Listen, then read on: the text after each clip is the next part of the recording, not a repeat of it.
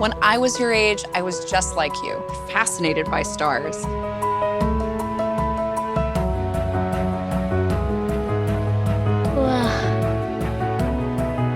But now I get to search for life in the universe. And who knows, maybe life is looking for us too.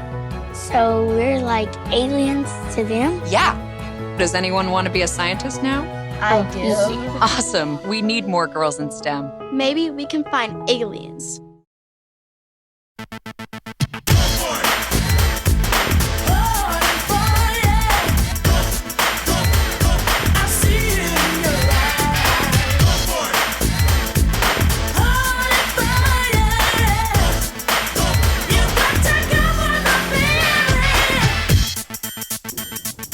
And welcome to another edition of the Nate Moore Show.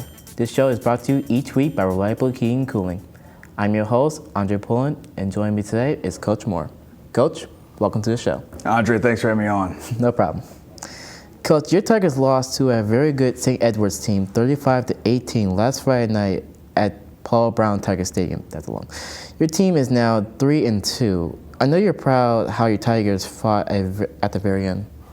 Yeah, I was proud of how we played the entire game, especially the effort. Our guys fought hard, from the first whistle to the last. So, really proud of the effort. At several points in the game, most teams will have maybe given up. Where does the team get its never say die attitude? It's a good question. That's something that we work really hard on establishing right from the get-go. So from January 1st, that's really the main intent of everything that we're doing with our off-season training through Coach Studer. So it's physical training, yes, but more importantly, it's mental training, and we try to put the kids in as many really, really tough situations as we can, so that they get used to working when it's hard, or working when they're tired, or fighting through when they think that I don't know if I can get another rep here, that whole scenario. So that's really our entire training regimen is geared towards that. Okay. Several injuries were So because of some injuries, we saw some younger players get extended playing time. How would you summarize their performance? I really thought that our young guys that got a shot out there did a good job, and there's several that have been playing a bunch, already. So we ended up with a ton of sophomores and freshmen out there. We had a freshman kicker kick for us, Nolan Hendricks. Mm-hmm. We had a freshman quarterback get a lot of playing time and do really well in the second half. Jalen Slaughter, Nolan Hendricks, the kicker, kicked the field goal for us. So really happy about that. We have a freshman defensive lineman, Mike Wright, who's been playing a lot for us and started his first game on Friday against St. Ed's and played well. We've got a sophomore starting at Will linebacker. We have that's Maverick Clark. We had a sophomore starting at our defensive tackle position, Landon Pateras. Our starting center is a sophomore, Sam Snodgrass. Tayshawn Smith came in and played, I think, generally most of the second half at running back, and did a nice job. Had one run where the corner kind of came off and got him by the shoestring, but if it weren't for that, he's probably still running. So I know I'm probably missing somebody. So yeah, we had a ton. It's no surprise our JV went up there and didn't do so well. It's there's a ton of guys that from that sophomore group that were playing on Friday night. Okay. You see your Tigers working very hard every day in practice. In what ways do the older players help bring the younger players up to speed? Yeah, so it's important that we determine what the expectations are first, right? And then you have to hold accountable the guys that aren't meeting the expectations. And early on, let's say in January and February, there may be some older guys in that group that aren't meeting the expectations, and generally those guys remove themselves, essentially, it seems like. But there's on any given year, there's going to be more younger guys, more sophomores that are going into the season, and they're still on the team, but they still are having trouble kind of figuring it out. And I think it's kind of human nature to want to just eventually just ignore them, and because it takes a lot of fortitude to keep holding guys accountable, right?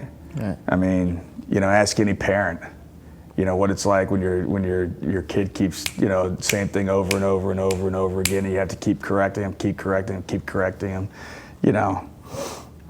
And so, our seniors are still, it's still really important to them to develop those younger guys and to hold them accountable. That it's important to them, our unit leaders, our seniors, that this is who we are, and this is our standard. And we're going to hold those younger guys accountable to that. So that means, when they step out of line, they're going to have some type of physical punishment, probably sometimes, further, depending on what exactly it is. Right. But it's going to be something, and the coaches can't see everything. We're not everywhere all the time, so that's why it's important that the unit leaders and the seniors are a part of maintaining our standard, and those guys are doing a great job of that. Okay. On offense, who are some of the guys you would like to highlight for their play against the Eagles? Oh, did you say on offense? Yeah, on offense. On offense, let's see. Well, I think definitely a guy that I would like to highlight is Jaden Woods. Jaden Woods, he's played just about everything for us up front. He was our starting center at the beginning of the year, and now he's playing some guard. But he's also backup tackle, and then he's playing some tight end for us and some fullback for us, and he played a bunch of those positions on Friday night and did a really good job. Really proud of him. He's kind of an undersized lineman, but he's really physical, fights his tail off, does a great job. So I thought Jaden Woodsy did a great job. Okay. Anyone else? Well, I think there are a couple guys made some outstanding catches. There's one catch in the first half where a ball's kind of overthrown and tipped, and Austin Brawley comes back to the ball and makes an outstanding catch on our sideline. And he was kind of, he was making plays all over the field in all three phases all night, really. But and he had the great touchdown catch to get our first touchdown on the board, which was a contested catch, deep ball. We had to make an adjustment. The quarterback kind of put him, kind of high on the hash mark on his post, and he had to kind of work back to it. It was a great catch. And Ardell Banks had a great catch on our sideline in the north end zone. Fingertip catch, had to drag his inside foot, and luckily the refs made the right call. That was a bang play that it's a tough call to make right there in real time. Right. But they made the right call. It was a touchdown. That was a great play. And then Riley Campbell, the very next play, we go for 2 to try to make it a 10-point game. And we throw a goal line fade up to Riley Campbell, and he goes up and makes a great catch. So it was a bunch of good catches Friday. Okay, we talked about offense. How about on defense? Man, Austin Brawley played really, really well. Like I said, all three phases. Had another monster game. I think Ryan Zenkovic continues to get better and better and better. And he hit a big interception for us, made some good tackles, and it's getting better and better over the course of the year as far as being in coverage. Really getting better with that. Marcus Moore had a good game for us. He actually moved out from. He's played some nose and he's played some tackle for us. And we moved him out to end, dealing with a couple injuries and whatnot. And he did a good job for us out there. Had a couple really nice plays for us. Mike Wright, the freshman defensive lineman, made his first start as a freshman against St. Ed's at nose and made some plays. Did a good job. Nate Depew, our Mike linebacker, several really nice plays. He continues to play well. So, we played pretty well defensively, especially against the run. And a bunch of those guys had a lot to do with that. Okay. Freshman Nolan Hendricks took over the place of kicking duties this past week. How did Nolan handle his responsibilities? I thought he did a great job.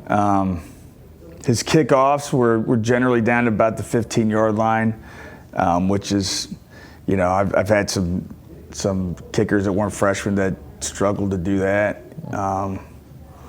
And so, that was good, and our coverage unit did a good job, and so we really didn't have any issues on kickoff all night. And then he kicked a field goal for us, so freshman making his first start at kicker and against St. Ed's, and we asked him to go out there and kick a field goal for us, and he nails it. And then our quarterback gets injured, and he's got to take over some punting duties, and and I think it was his first punt got blocked. There were two guys through a gap, and our left guard didn't cover the gap all the way. The guy comes through clean, blocks it, and then you got to go back out there, like he's the guy now, and it takes some guts to get back out there again. After that happens, you're a freshman at St. Ed's. We're fighting our way back into this game, and he went back out there and punted the next one for us. Got rid of it. So I thought he did outstanding. That's good to hear. In a moment, we'll talk with a Tiger player, but first, this word from Reliable Heating and Cooling. There was a time when 10 miles to the gallon was acceptable. Today's 40-plus mile-per-gallon cars weren't even in the rearview mirror back then. Of course, this Lennox air conditioner wasn't on the radar either. It's solar-ready, the quietest, most energy-efficient air conditioner you can own. It's time to live in the now. Call Reliable Heating and Cooling for the most advanced technology in heating and air conditioning. When you're ready to live in the now, call Reliable Heating and Cooling. Lennox, innovation never felt so good. Thank you, Reliable Heating and Cooling. Joining me now is co-captain senior Dominic Tavino. Dominic, welcome to the show. Thank you for having me. First of all, congratulations on being one of two co-captains on this year's team. Tell us how you first felt when you found out you were voted as a co-captain. When I first found out that I was voted captain, it was a very emotional feeling. We all got caught up in the indoor, and I got to talk to the team, and after we were done, I called my dad, and it was a very emotional thing. That's very nice. Let's go back a bit now. How old were you when you first started playing football, and who taught you? I started playing flag football in first grade, but I started playing tackle football in third grade, and my dad was my coach all the way through until about sixth grade. Okay. You're a long snapper on special teams. Describe some of the skills that are necessary to be a successful long snapper. Some of the skills that you need is you need to be determined, you need to be resilient, and you need to be very focused. Okay. As a co-captain, what is your message to your teammates as you get ready this week to face Austintown Fitch? We got to play our brand of football. We got to be very disciplined, and we got to bring it all 4 quarters. Thank you, Dominic. Thank you for having me. Coach Moore will join us after we take this timeout on the Nate Moore Show.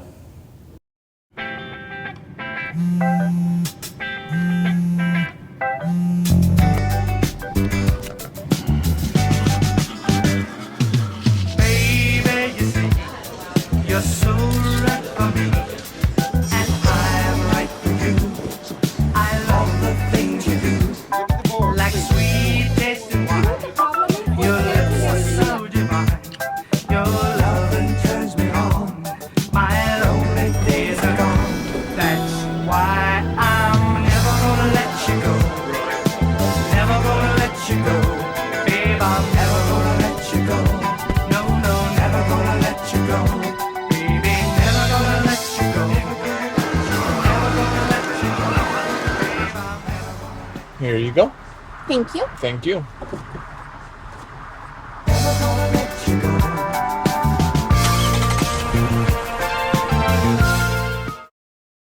And welcome back to the Nate Moore Show.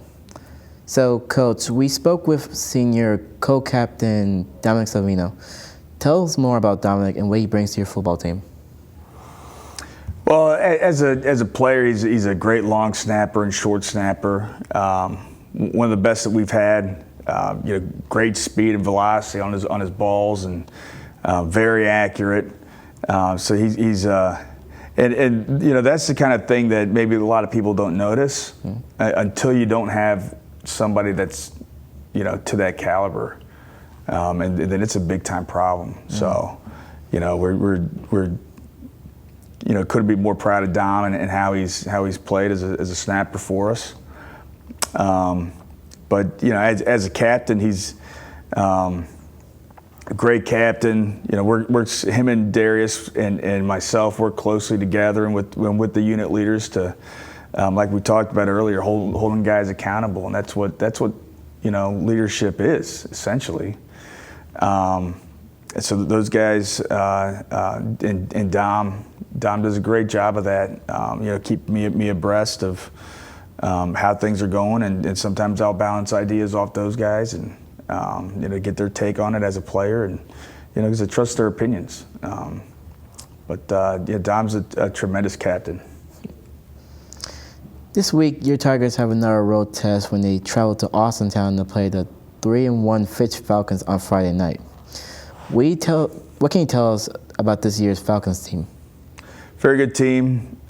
Quarterback's a great player, maybe the best quarterback that we've played so far.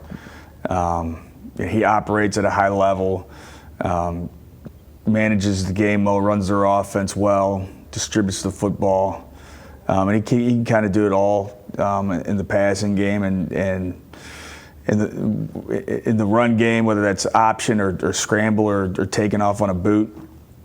And he's a fast, physical runner. He's not a quarterback when he tucks the ball away. He runs like a running back. So he's a really good player. And then defensively, they're odd stack like they've been. They're playing a lot more man coverage generally, but still odd stack one high, and the D line's pretty good. They've got some good secondary players, and so they're present quite the challenge for us. They're a good football team. Does this year's Fitch team compare with any other team you've already played this season? I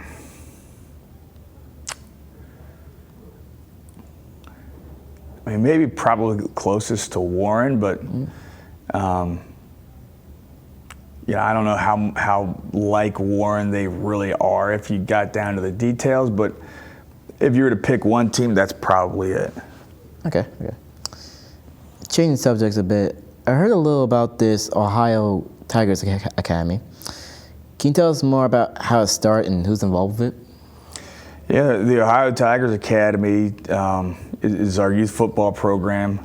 It was started just this year. There was a meeting, January, February with myself and Brett Marshall, who's one of the key members who started Ohio Tigers Academy, and he had come to the conclusion, which I concurred with, is that this is Massillon, and when it comes to youth football, we should have the best, and we didn't, and we both wanted to make that happen, and there's only a limited amount of things that I can do directly with that. It takes somebody with the passion for the sport, and the passion for the city, and the passion for football and youth football, and to really get that done. And Brett and his team have done an outstanding job. The coolest part of Ohio Tigers Academy is the academy part. So they want it to be more than just a football team or a football program. They've partnered with Devin Jordan's Beyond the Game program, And Mondays they don't practice. They go to the boys club or maybe the Eagles downtown and their banquet area, and they sit down, they eat a meal, that they do homework, and then they have a mentorship opportunity where they'll bring in a speaker to talk about a topic, a character topic that's important to their program. Maybe that's integrity, maybe it's being a great teammate, things like that. And talking to kids about those things, which, not all those kids are going to go on to play high school football. Some of them will, they'll be high school soccer players, or they'll be high school band members, or they'll be, high school honors algebra students, and those mentorship opportunities and what they learn playing youth football in a great organization are going to be skills that are developed that are going to help them do whatever they want to do, whether it's high school football or not. So, I couldn't be happier with the program. It's going great. And the funny thing is, when you do things right like that for the right reasons, you also tend to win some games, and they've been very successful in the field as well. Okay, well, thank you so much, Coach Moore. We want to thank Coach Moore and Tiger Senior co-captain Dominic Savino for joining us on this week's show. The Nate Moore Show has been brought to you by Reliable Heating and Cooling. I'm your host, Andre Pullen, and as always, go Tigers.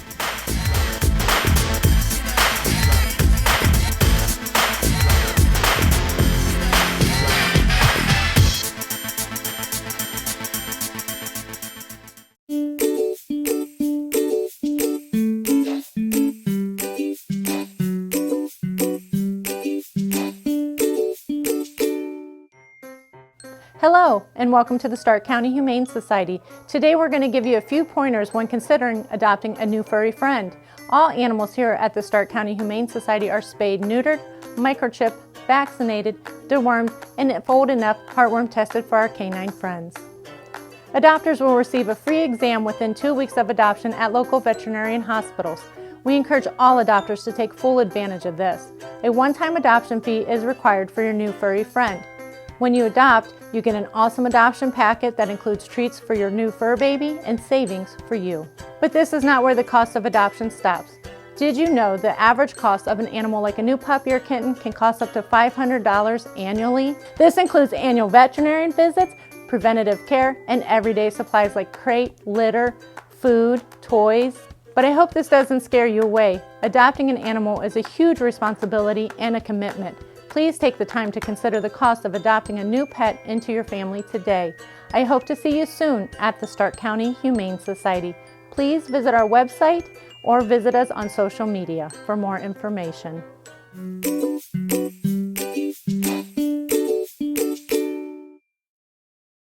Massillon City Schools is proud to have one of the top career technical education programs in the state of Ohio, recently receiving a #1 ranking of the 93 districts in the area of achievement. Our Career Technical Education Department offers 14 pathways preparing students for college and careers. All students have the opportunity to participate and compete in their career technical student organization, as well as obtain valuable experience in the field while earning aligned industry credentials and/or college credit in high school. Visit massillonschools.org for more information.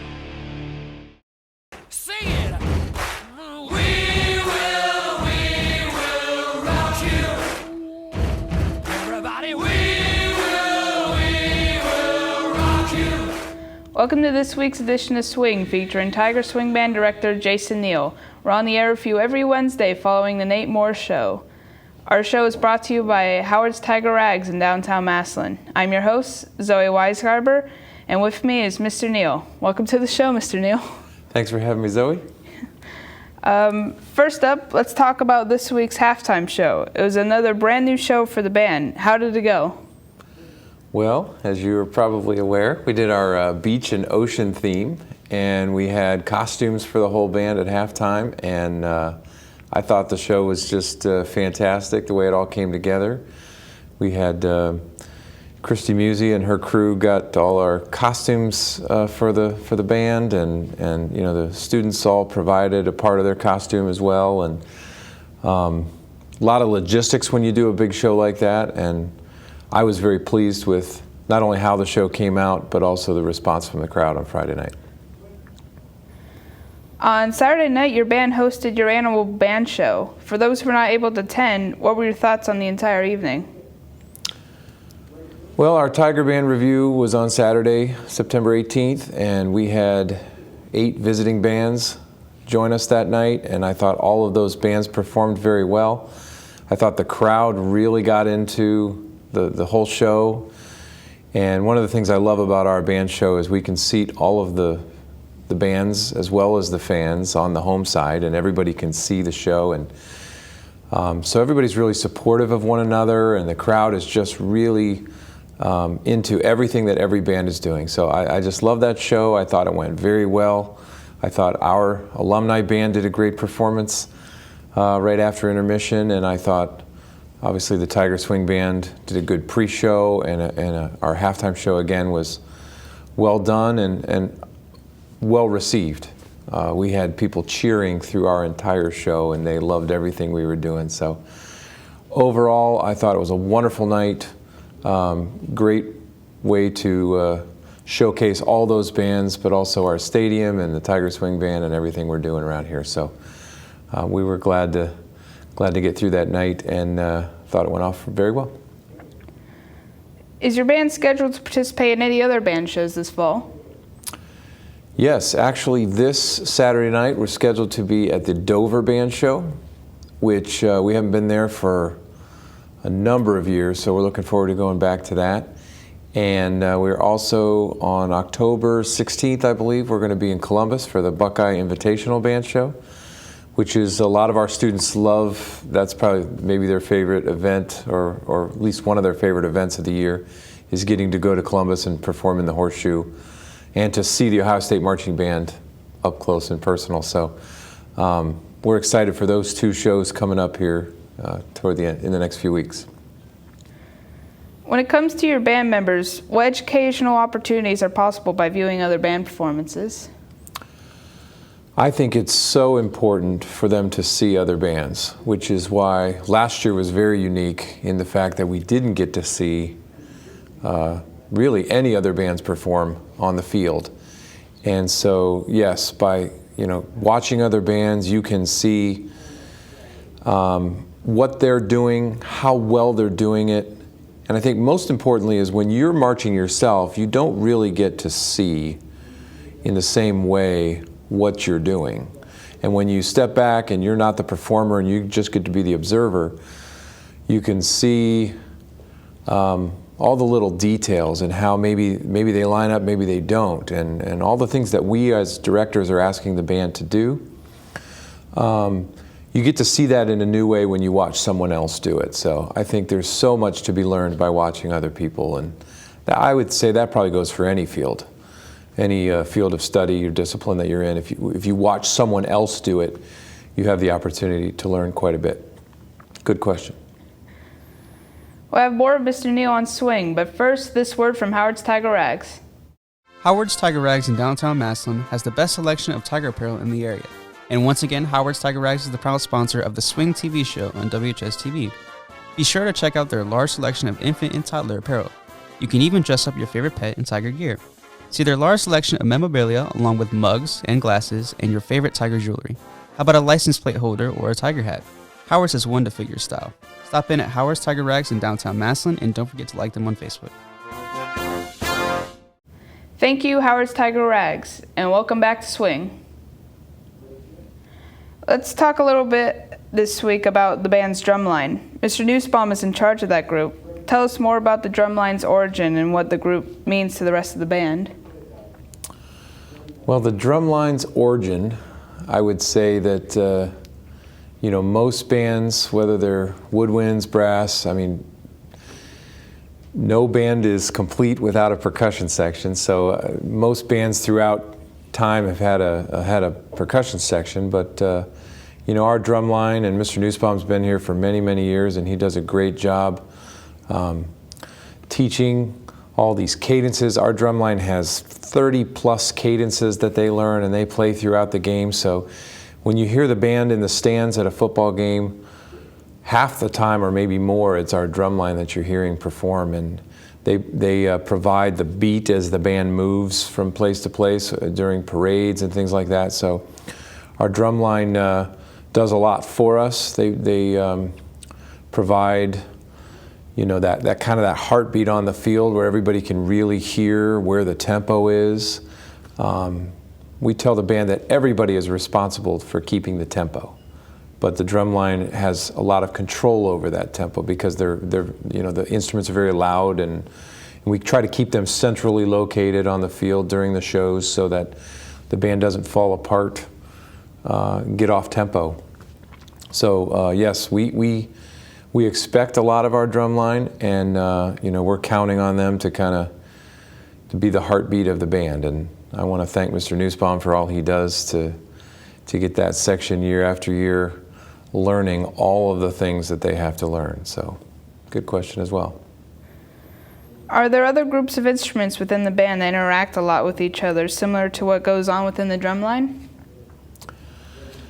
Well, we have, you know, 10 different sections in the bands, and I would say in each of those sections you'll have interactions,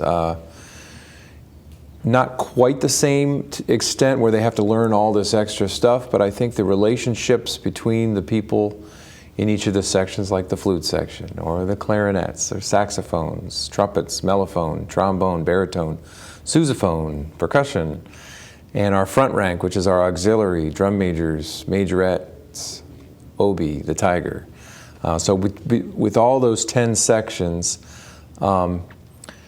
their connections, the strength of the connections in each of those groups really determines the strength of each of those groups.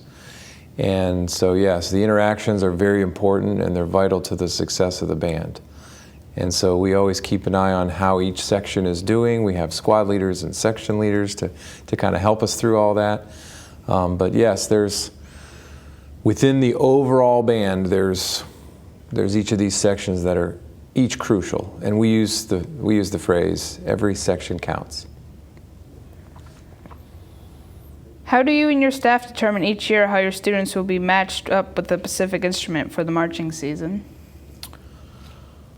Well, you know, a lot of that has to do with the choice that each individual student makes when they first start playing an instrument. They get to choose in 5th grade what instrument they're going to be, and most of those cases, that student will stick with that instrument all the way through high school.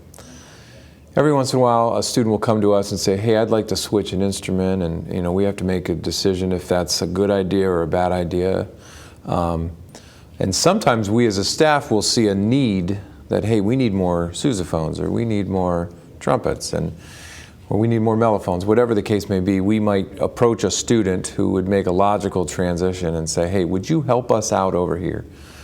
For example, we took a saxophone last year and turned him into a sousaphone this year because we needed just a little bit more of that bass line. And we have, you know, there's a couple examples right now of kids who are not on the instrument where they started, but ultimately it's a balance issue. We want to be well balanced in the band, and so you have enough of every section. So that's a difficult thing to do, to really get a good balanced band, and each year you're kind of fighting that, and some years are more balanced than others, but I hope that answers your question. And finally, please give us the details about this week's halftime shows. Our Tigers play on the road again, this time at Austintown Fitch. Well, this week we're going to do our triple threat show again.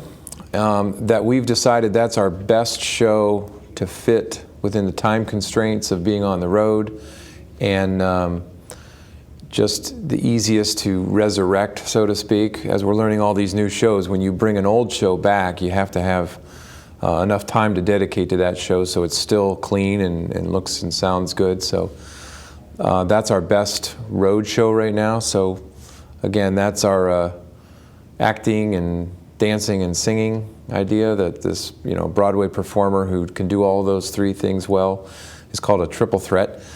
Again, we have the Land of Make-Believe and a little music from Fantasia in that first number, and then we have a Dancing Queen and the pentatonic song called Sing, which Carson Bratton sings that vocal solo, and she's doing a nice job. So, and we got the band doing a little choir in the middle of that song.